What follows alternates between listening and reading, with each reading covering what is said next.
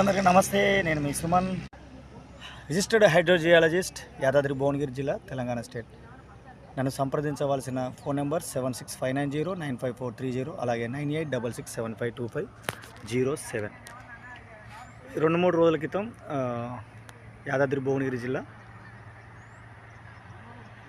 రాజపేట మండలం వసంతపురం అనే గ్రామంలో నల్లరేగడి భూముల్లో ఒక వాగు ఒడ్డున ఒక బోర్ డ్రిల్లింగ్ చేయించడం జరిగింది.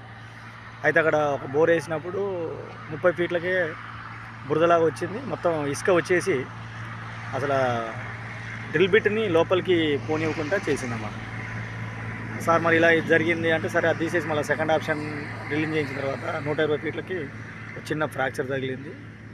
పైన ఉన్నదంతా నల్లరేగడి నేల, మళ్ళీ 120 ఫీట్ల లోతు వెళ్ళిన తర్వాత హార్డ్ రాక్ వస్తుంది, కానీ బురద వస్తుంది. ఈ వాటర్ ఏమవుతుందంటే ఇసుక నల్లరేగడి 2 మిక్స్ అయిపోయి వాటర్ని బయటికి రానియకుండా చేసి అట్లనే ఒత్తిపట్టి ఓన్లీ బురద మాత్రమే వస్తుంది, క్లే.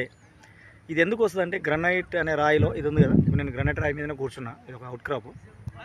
ఇక్కడ సర్వేకి వచ్చినాం, ఇది రైతులకు ఎక్స్ప్లెయిన్ చేయాలి అనే కాన్సెప్ట్ మీద. ఇది చాలామంది బురద వస్తాయి, బురద వస్తే ఏం నడుస్తుంది అంటారు, కానీ నల్లరేగడి భూముల్లో తడి వచ్చినా కూడా ఇంచు నుండి ఇంచున్నర బోర్ ఖచ్చితంగా నడుస్తుంది. ఎక్కువ కూడా కావచ్చు, ఎందుకంటే ఇప్పుడు భూమి లోపల ఇసుక నీటిని పట్టుకుంటుంది. పైన ఉన్నదంతా నల్లరేగడి అయ్యేసరికి అది వాటర్ని పట్టుకుంటుంది, కానీ వాటర్ ఇవ్వకపోయినప్పుడు కానీ వాటర్ ఏడు వస్తాయి, మొత్తం బురదనే వస్తుంటుంది. అంటే దాన్ని తన్నుకుంటూ పైకి రావాలి, కాబట్టి అది జరిగింది. ఎందుకు వస్తుందంటే, ఈ గ్రనైట్ అనే రాయిలో, ఈ అగ్నిశీలలో ఎక్కువగా 50% కంటే ఎక్కువగా ఫెల్స్పార్స్ అనే మినరల్స్ ఉంటాయి. ఆ మినరల్స్ వాటర్తో మనకు కెమికల్ రియాక్షన్ జరిగినప్పుడు క్లే అనేది ఏర్పడుతుంది. దాన్ని కయోలైన్ అంటారు.